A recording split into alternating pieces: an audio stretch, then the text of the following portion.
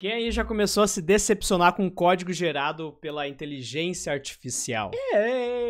Todo mundo. Galera aí não vê o eclipse solar. Eu vi esse tweet aqui essa semana, do cara perguntando, né, o que aconteceu com o Devin, aquela inteligência artificial que ia roubar os nossos empregos. Aonde foi parar? Era um scam ou não era? Será que era um golpe, cara? Daí eu gostei muito desse comentário aqui, ó.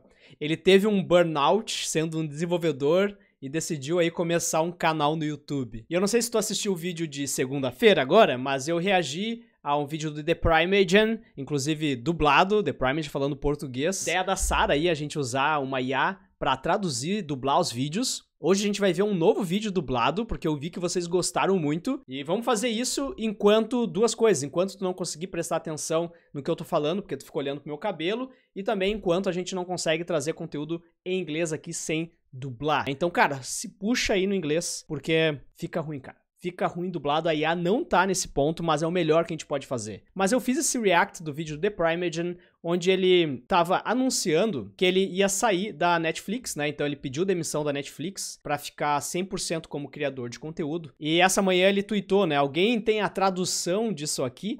Que ele quer ver o que eu falei. Então, se tu quer lá ajudar ele, traduz ali pra ele, né? Eu não sei, eu acho que a legenda do YouTube deve estar até acertando um pouco, mas eu fiz a questão de dizer pra ele um resumo do que eu fiz no vídeo, né? O que eu falei no vídeo. E foi basicamente isso aqui, não sei se tu concorda comigo, né? I said that eu tô muito feliz por you, and aproveito o Brasil, but also que tem desafios em being a criador de conteúdo. De content. É basicamente isso o vídeo que eu criei. Mas antes, deixa eu aproveitar que a gente tá misturando esse inglês com português e falar do patrocinador desse vídeo, a Babel. A Babel, ela foi fundada em 2007 em Berlim, na Alemanha. Aqui pertinho. E esse foi o primeiro aplicativo de aprendizagem de idiomas do mundo. E é o mais vendido. Os caras são gigantes, meu. E tem vários motivos pra te aprender uma linguagem nova. Eu não tô falando de Java, JavaScript, TypeScript. Eu tô falando de um idioma novo. Linguagem nova. Pode usar um aplicativo como o da Babel pra aprender inglês e assim se desenvolver aí profissionalmente na área de programação. Mas tu também pode aprender outros idiomas. Por exemplo, eu tô usando o Babel agora pra aprender o holandês.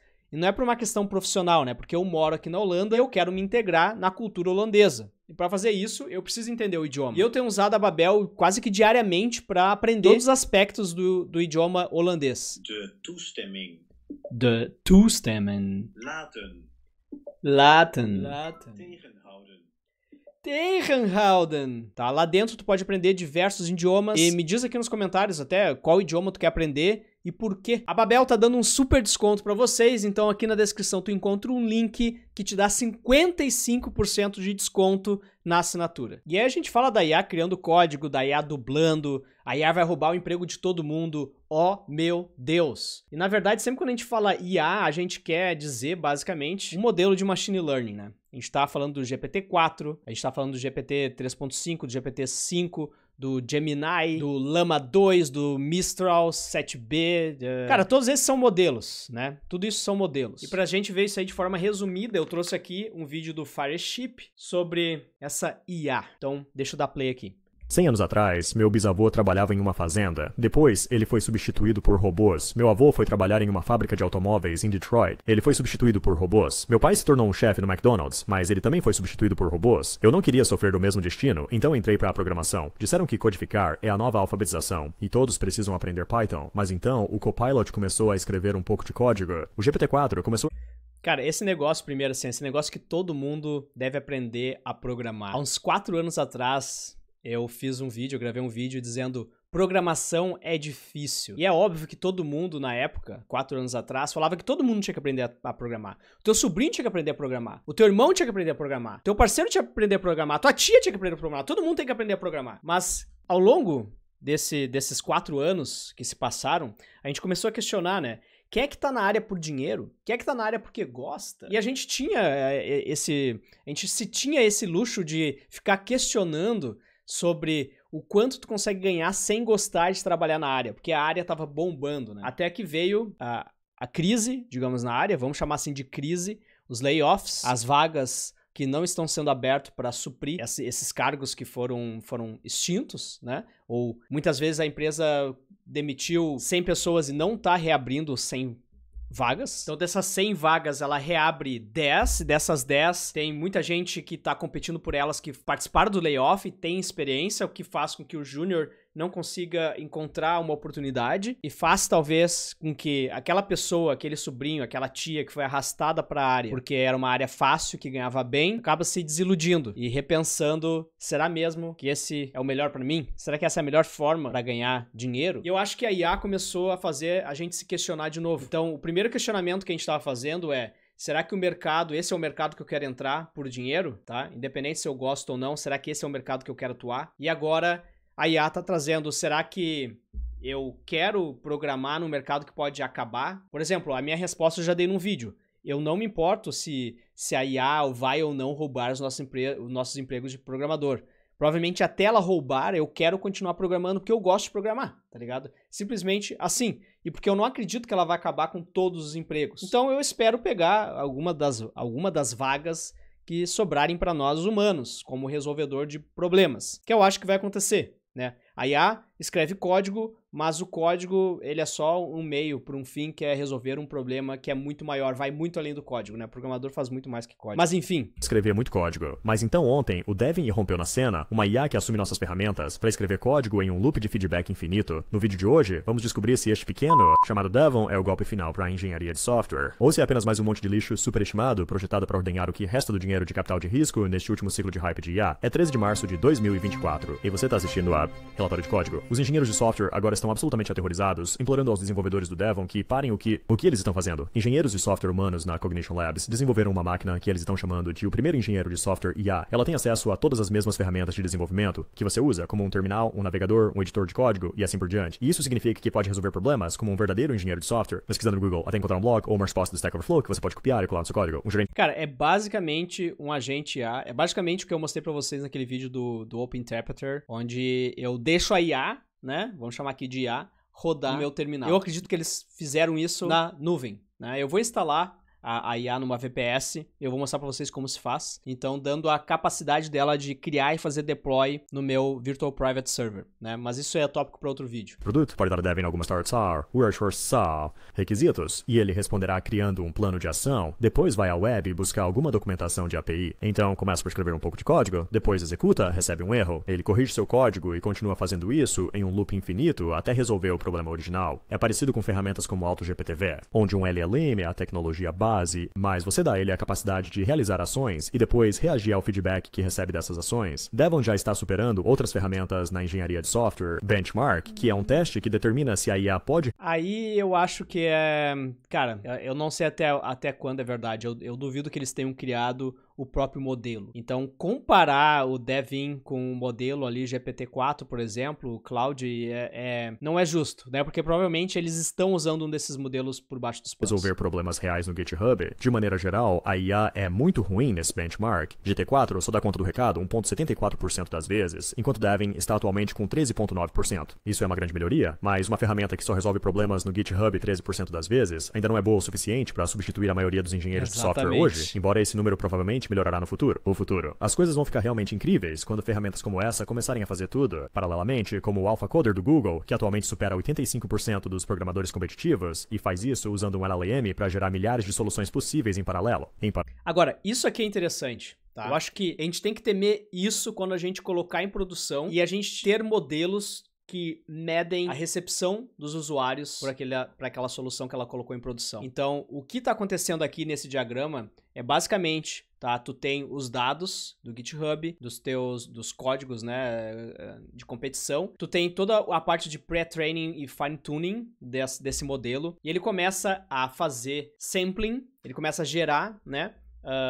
Gerar, digamos assim, amostras em larga escala. Então tu tem um problema e ele gera diferentes soluções para aquele problema. Então são potenciais soluções. Aí passa por um processo de filtro, né? Passa por um processo de filtro e ele seleciona o melhor candidato. Quando eles começarem a conectar isso aqui com o fato de fazer deploy e medir o resultado, a gente pode ver, né, uma IA testando múltiplas soluções para um problema, colocando para o usuário final não sabendo o que foi feito por uma IA, a IA analisando a resposta dessa audiência, desse usuário, e aí fazendo, digamos, a análise para ver qual que é a solução mais desejada. E eu acredito que nós humanos, a gente é muito fácil de ser manipulado, então isso pode começar a acontecer também com conteúdo, não só com software, mas poderia acontecer com aplicativos. Tô para dizer que já acontece, na verdade, com conteúdo, né? Mas a gente vai começar a ver isso também acontecendo para soluções. O quão custoso é isso aqui, eu não sei, mas eu acredito que o futuro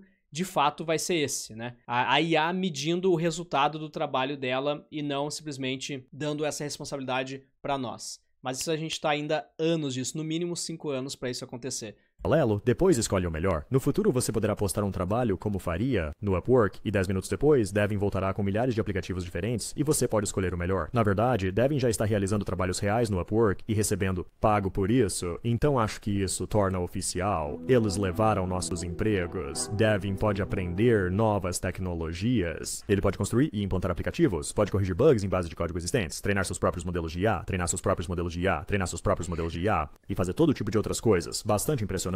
E a própria empresa é apoiada pelo fundador Peter Thiel. O fundo Thunder, junto com os irmãos Collison da Stripe e um monte de outros grandes nomes do Vale do Silício, e a Cognition não é a única startup em modo secreto nessa disputa, também tem a Magic.dev, que foi financiada com mais de $100 mil, 100 milhões, e tem um investidor compartilhado de Elad Gil, que também fez investimentos na Mistral e na Perplexity AI. É ingênuo pensar que o Vale do Silício não quer substituí-lo. Programadores, eles realmente fazem, e quem fizer isso primeiro vai ganhar muito dinheiro, mas realmente não há motivo para ser um doomer. Para começar, há uma probabilidade muito alta de que essa tecnologia será como os carros autônomos ou impressoras tridimensionais, impressão 3D, que prometeu revolucionar o mundo, mas no grande esquema... Lembra quando a gente ia imprimir prédios? Não, porque a gente vai imprimir prédios, cara. Esse é o futuro. Em 5 anos. As coisas nunca cumpriu essas promessas. Atualmente, a única coisa que Devin pode fazer é produzir projetinhos de baixa qualidade, demonstrações. E qualquer um que usou ferramentas de IA no último ano sabe que são extremamente úteis para simplificar. A IA tem que evoluir muito ainda para roubar o emprego dos dubladores. Mas quando se trata de problemas mais complexos, eles se tornam contraproducentes e acabam prejudicando mais seu código do que ajudando. No entanto, há muitas pessoas inteligentes que acham que esse problema será resolvido, como Jensen Huang, que recentemente fez essa declaração bombástica: é nosso trabalho criar tecnologia de computação de tal forma que ninguém precisa programar. Existe uma solução para esse resultado deprimente, e isso, claro, é a pílula diária em que estou trabalhando com a Pfizer. É uma terapia genética baseada em dimetiltriptamina que reconfigura seu cérebro para um cotratamento otimizado. Desempenho: efeitos colaterais comuns podem incluir dor de cabeça, diarreia, alucinações geométricas, morte do ego e morte física. Então, não deixe os robôs tomarem seu emprego. Pergunte ao seu médico se tornar adepto do Fireship é adequado para você. Se este foi o relatório do código, obrigado por assistir. Obrigado por assistir e nos vemos na próxima. Nos vemos na próxima.